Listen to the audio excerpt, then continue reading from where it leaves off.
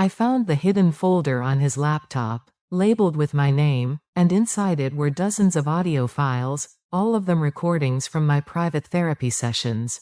Before everything collapsed, I used to think of myself as a quiet kind of strong, the sort of woman who didn't raise her voice, didn't demand too much, didn't make trouble unless trouble was already clawing its way through the door. I lived in a small apartment on the east side of town, the kind where you can hear the neighbor's washing machine through the walls and smell whatever they're cooking if you leave your window cracked even an inch. I liked the simplicity of it, the quiet mornings when the sunlight spilled across my carpet like warm honey, the evenings when the hum of distant traffic almost felt like a lullaby, something steady I could lean against. Back then, I wasn't fearless, but I wasn't afraid either, not the way I would become later, when every shadow felt like it had eyes, when every silence felt like it held its breath just to listen to me. I truly believed I understood myself, or at least the fragile outlines of who I was trying to be, and I thought that was enough. I wasn't perfect, not even close.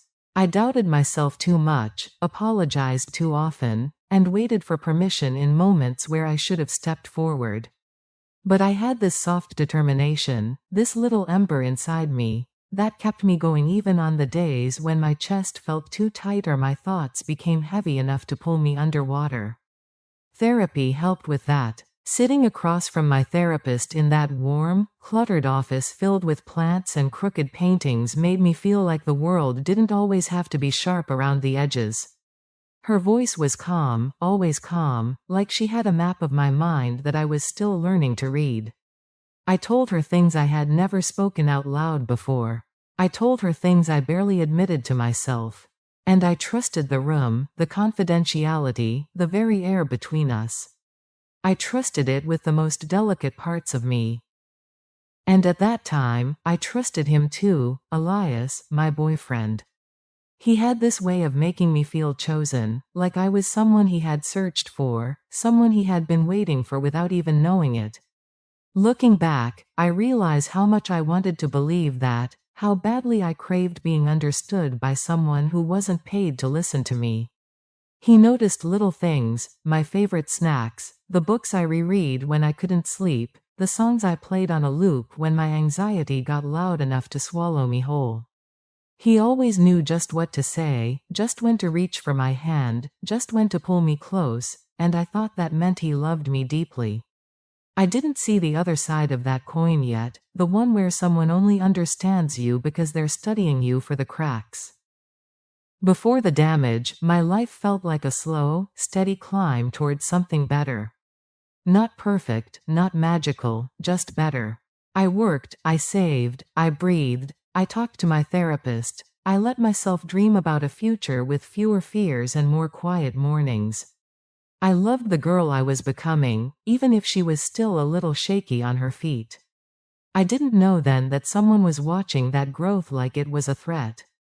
I didn't know someone was quietly pulling threads loose beneath me, waiting for the moment I would fall through. The first sign that something was wrong didn't arrive like a slap in the face or some dramatic movie-style revelation. It drifted in quietly, the way cold air seeps under a door. You don't notice it until you're already shivering. I remember sitting at the kitchen table after work, the cheap bulb above me flickering like it couldn't decide if it wanted to stay alive. I was scrolling through my phone, waiting for her usual OMW home red heart.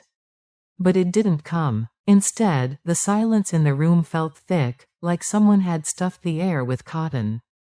I kept replaying the morning in my head, her rushing out, hair still damp, saying she'd probably stay a bit later today. She said it casually, but when I replayed the tone, something about it scratched at me. I tried to shake it off, telling myself I was being dramatic, but my chest felt tight in that quiet way that tells you your instincts know something your brain won't admit. Even the ticking of the old wall clock sounded different that night, louder somehow, like it wanted to remind me how late it was getting. When she finally walked in, there was this strange energy clinging to her, like static after you rub a balloon on your shirt. She wasn't glowing or flushed or anything cliché, but her smile felt delayed, like it had to pass through a filter before reaching her face.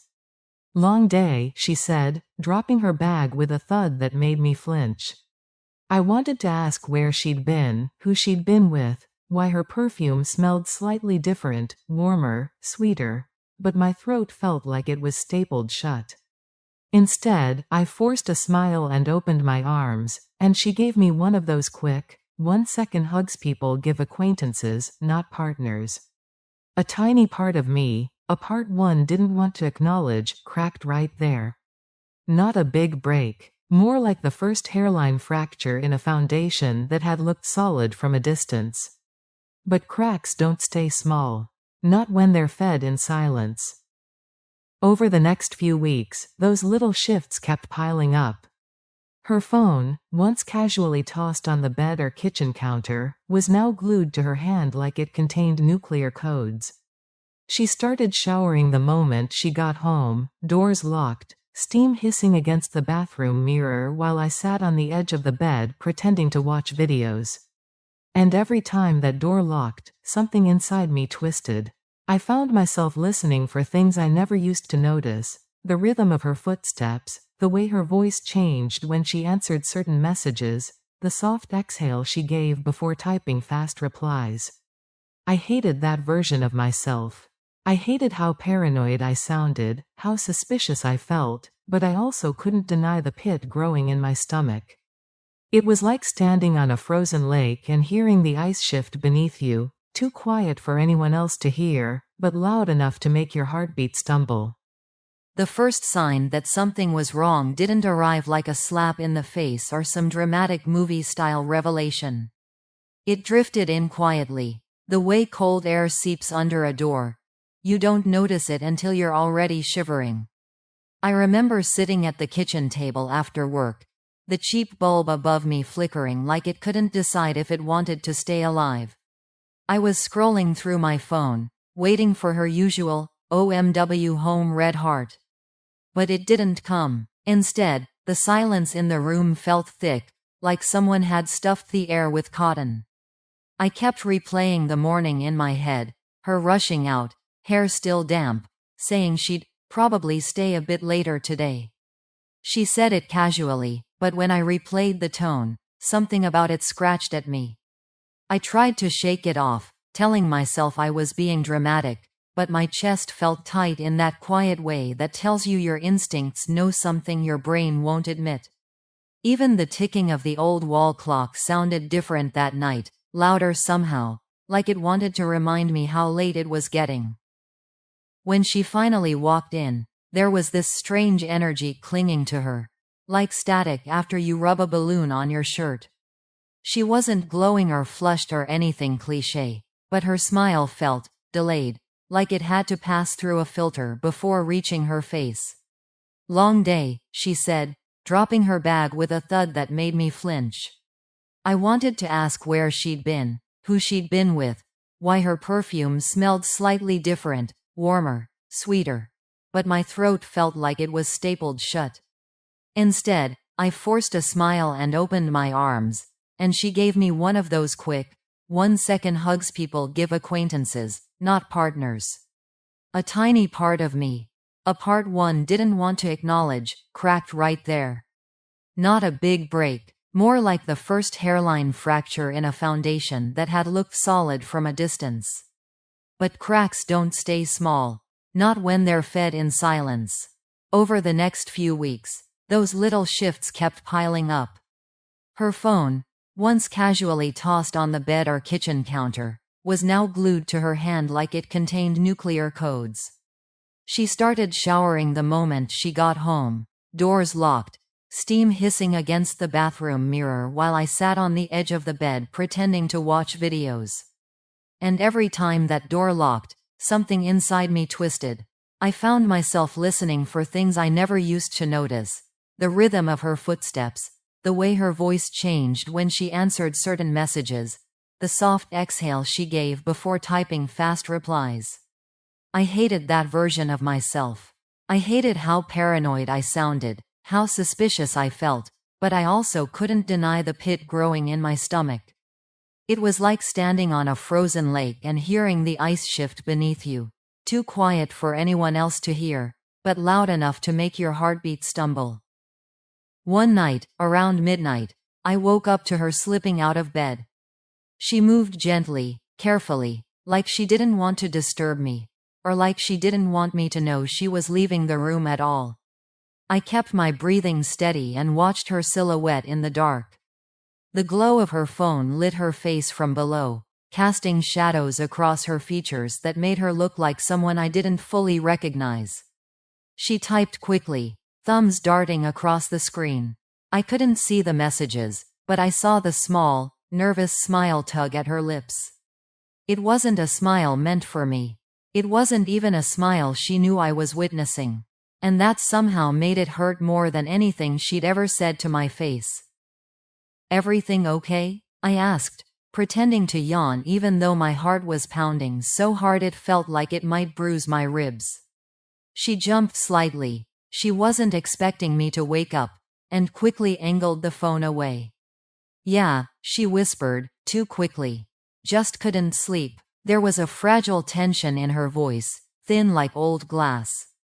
She kissed my cheek, a rushed formality, and crawled back under the covers.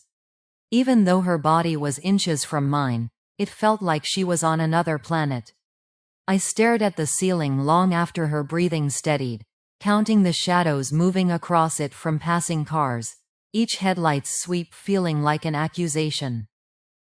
But the worst part wasn't the suspicion. It was how much I didn't want to believe it. I kept telling myself that relationships go through phases, that adults get busy, that humans change. I clung to every excuse I could manufacture because the alternative, that she was slipping away from me, maybe into someone else's arms, felt too heavy to hold. I convinced myself that if I just tried harder, if I loved her more quietly, if I made home more comfortable, she'd drift back like tide returning to shore. That's the thing about hope. It can be just as blinding as denial. And I was stumbling forward with both eyes closed, praying the ground beneath me wouldn't vanish. But ground doesn't vanish. It erodes, slowly, silently, until the moment you finally look down and realize there's nothing left beneath your feet. For months, I quietly saved. Every paycheck, a little tucked away, hidden in a separate account only I knew about. It wasn't much at first, just a few dollars here and there, but over time it grew. That money became more than numbers. It became proof that I could still have control, that part of me wasn't swallowed by the pattern of her manipulation. I would check the balance late at night, the glow of the laptop illuminating my tired face, and feel a surge of quiet pride. It wasn't extravagant, it wasn't flashy, but it was mine. I began to notice small freedoms creeping in. I allowed myself to leave the apartment to wander through Arlington without texting her every step. I started taking long walks in the park near the river, the wind brushing against my face like it was carrying off some of my anxiety. In those moments, I remembered the girl I used to be, the one who felt entitled to her own time, her own thoughts, her own space. And it terrified me and exhilarated me at the same time. I had built something for myself while still living in a house that felt like it belonged to someone else. That money, that small independence, became a lifeline I clutched fiercely, though I didn't yet know I would need it sooner than I expected. It started small, little shifts in tone, minor inconsistencies I almost ignored. She came home late more often, her excuses smooth but hollow. Sometimes her perfume was different, a deeper, sweeter note I hadn't smelled before. I told myself it was paranoia, that I was overanalyzing, but a small knot of unease tightened in my stomach each time. I began noticing the way she smiled at certain texts, the quick glances she shot at her phone, the way she sometimes froze mid-sentence as if listening for something I couldn't hear. Evenings became tense. I found myself pausing before speaking, measuring my words carefully, afraid of triggering a reaction I couldn't predict. I caught her lingering over messages on her laptop when she thought I was asleep, her eyes darting across the screen, a faint, secretive smile tugging at her lips. I wanted to confront her, to demand answers, but the rational part of me whispered, "Wait. Don't ruin this. Maybe you're imagining things." And so I waited, clinging to hope, while the subtle alarms in my mind screamed louder each day. The ground under me was shifting, and I was stepping lightly, blind to how soon it would vanish. The first undeniable sign came on a Wednesday. She claimed she was meeting a friend for coffee, but the cafe she mentioned was closed when I called, and the voice on the line, "It's just me," felt strange, almost rehearsed. My pulse spiked as my gut clenched tight. I went through the motions of my day, but every ping of her phone made me jump. Later, I found messages I wasn't meant to see, soft, intimate words, the kind of words she had once whispered to me. My chest tightened, my hands shook, but I told myself to breathe, to stay calm. This couldn't be happening, not yet. Even as suspicion gnawed at me, part of me clung to denial. Maybe it was harmless flirting. Maybe I was overreacting. I caught myself replaying every memory, every laugh, every touch, trying to find proof that I was wrong. But deep down, the threads were fraying. Something had changed, and I could feel it. My apartment, once a place of quiet refuge, suddenly felt like a cage filled with shadows. The air smelled different, heavier, and the silence was louder than any confrontation. I realized I was no longer safe in the one place I had trusted completely. I never thought the evidence would hit me all at once, but it did. I came home early, planning a quiet evening, hoping for a chance to reconnect, and found her phone unlocked on the kitchen counter. Messages spilled across the screen. Weeks of secret meetings, intimate confessions, plans I wasn't part of. My fingers froze, my stomach twisted. Every word felt like a knife carving into the chest I thought was safe. I confronted her, voice shaking, heart hammering, and all she did was smile faintly. "I'm sorry, I didn't mean for you to find out like this," she said. Her words felt empty. She gaslighted me gently, twisting blame subtly, as if I had caused her betrayal by being too predictable, too stable. The apartment suddenly felt like a theater of horror. The shadows I had ignored now loomed, filling every corner with the weight of reality. I wanted to scream, to hit, to break something, but all that came out was a strangled sob. She stood there, calm, collected, as if she had rehearsed this moment for months. "You'll understand someday," she whispered, eyes avoiding mine, and the chill in that line froze the remnants of my trust. That night, I didn't sleep. I paced, gripping my hair, thinking over every missed signal, every late night, every inconsistency. I had been living with a stranger who wore the face of the woman I loved. The hours after discovering her betrayal were a blur of shock, grief, and rage. I wandered through the apartment, touching objects she had left behind, each one a reminder of trust shattered. The curtains rustled from the draft, the old clock ticked mercilessly, and I felt trapped in a nightmare that refused to end.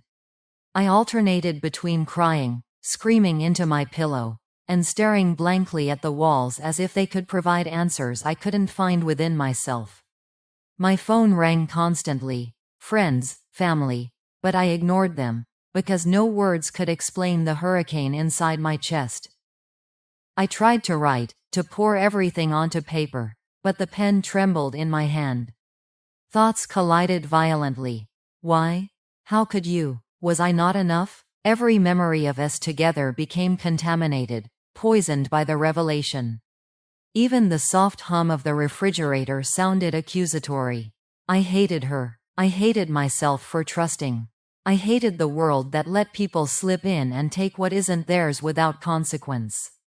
And amidst the chaos, a quiet voice whispered in the back of my mind, "You can't let this define you. You have to survive it." Survival felt impossible, but it was the only choice I had.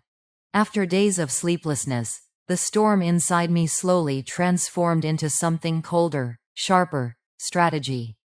I meticulously gathered proof of her lies. Screenshots, timestamps, locations. Each piece was a quiet victory, a weapon forged from betrayal. I drafted messages I didn't send, rehearsed conversations I would later have, and allowed myself to imagine a life outside the cage she had built around me. I realized that calm, methodical planning could be far more devastating than blind rage. I was no longer a victim of circumstance. I was preparing to reclaim control. Every evening, I reviewed my evidence, took notes, and built a network of friends who could corroborate my suspicions if necessary. I rehearsed my words in front of the mirror, feeling the tension in my shoulders ease as I empowered myself. The apartment, once suffocating, became my war room, a place where betrayal met its match in patience, intelligence, and resolve. I told myself I would confront her not with screams, but with clarity. Not with chaos, but with precision. I would reclaim my dignity without becoming someone I despised. And for the first time in weeks, I felt the tiniest spark of hope flicker in the darkness. When I finally confronted her, it was nothing like I had imagined in the panic-filled nights. I stayed calm, my voice steady, and laid everything out: the messages, the lies, the secret plans. Her eyes widened, but not with guilt, more with surprise, disbelief that I had seen through the cracks she thought were invisible. She tried to charm her way out, her smile thin and forced, but I had already rehearsed my words 100 times. Every excuse she made, every half-hearted apology, fell flat. For the first time, I saw the shift in her posture, the slight tremble in her hands. She realized I was no longer fragile prey. I had become immovable. The power had subtly transferred.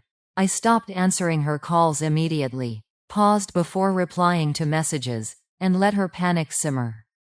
Each unanswered text, each delay, reminded her that control was no longer hers. Friends noticed the change, asking if something had happened, sensing the tension in my tone even though I spoke as casually as ever. Inside, I felt a thrill I didn't want to admit to. Justice was coming, not through rage, but through the quiet, deliberate reclaiming of my life. Every calculated pause, every measured reaction chipped away at her influence until she realized she had underestimated me completely. The next confrontation was brutal emotionally, though I kept my voice calm. She tried to guilt me, twisting the narrative, claiming I had driven her away, that I had been too controlling. I didn't yell, I didn't cry, I simply spoke every truth I had kept hidden. The small betrayals, the manipulations, the moments when she had made me feel invisible. I gave you my trust, I said, voice steady but raw, and you treated it like it was disposable. That's not love, and it's not okay. Her lips quivered, and for a moment, I thought she might cry. But she didn't. She only looked stunned that I had finally found my voice. This confrontation didn't end in apologies or reconciliation.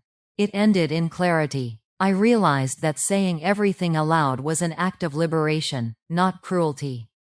Every accusation I had swallowed for months now hovered in the air, undeniable and sharp, cutting through the comfortable lies she had relied upon. I felt lighter, even as anger still pulsed beneath my ribs. The confrontation was less about punishment and more about claiming my reality, taking back the narrative of my life from someone who had tried to control it. I knew then it was time to act. No more half measures, no more waiting. I changed the locks, moved my savings into accounts she couldn't access, and deleted her from every social platform I could. Each step was symbolic and practical, every action a statement. I am no longer yours to manipulate. I packed boxes, each one a tangible separation of the life I had thought I shared from the life I was reclaiming.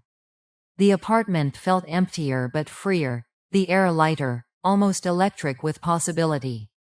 I knew she might come back, but I also knew I would not open the door. Not for apologies, not for excuses, not for her charm.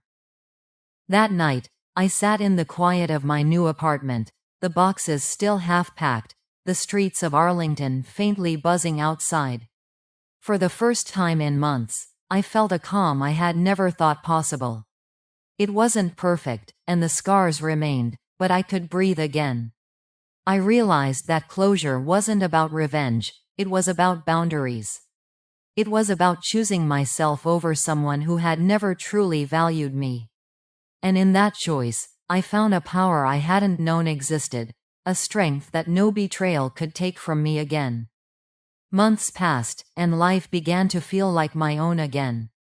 I found a small apartment on the quieter side of Arlington, with sunlight pouring through windows that I could open without hesitation. Mornings became mine, coffee in hand, soft jazz playing in the background, the city slowly waking around me. I started painting again, something I had abandoned when my world became consumed with constant worry and manipulation. Each brushstroke was a reminder that I was creating, not reacting, that I could reclaim joy and purpose without anyone's permission. I rebuilt routines and friendships cautiously, learning again what it felt like to trust selectively. Weekends were filled with quiet walks in the park, little dinners with friends, and journaling that chronicled not trauma, but survival. There were moments when a pang of loneliness hit, a ghostly echo of the life I had lost, but I recognized it and let it pass without guilt. My independence, painstakingly earned, was a fortress. I was no longer just surviving, I was thriving in my own quiet, deliberate way. The weight of betrayal was still there, but it had been transformed into lessons, boundaries, and resilience. I wasn't surprised when she called months later, her voice careful, coated in false warmth. She wanted to meet, to explain, to fix things. I listened quietly, the calm in my chest unshakable. I realized she wasn't reaching out for reconciliation but for attention, for control, something she had lost the moment I refused to play her game. I let her speak, each word bouncing off the walls of my resolve, and when she finished, I simply said, "I've moved on. I hope you find your peace too, but I won't be a part of your story anymore." Hanging up, I felt a weight lift that I hadn't known I carried. The silence that followed wasn't empty, it was full of relief, strength, and quiet victory. I walked to the balcony, watching Arlington's lights flicker in the distance, the city alive with possibilities. The betrayal, the manipulation, the heartbreak. They were chapters in my past, no longer dictating the present. I smiled softly, not with glee, but with the knowledge that I had survived, that I had reclaimed my life, and that my heart, though scarred, was finally free. I didn't win or lose in the way I had imagined, I simply chose myself. And that, I realized, was everything.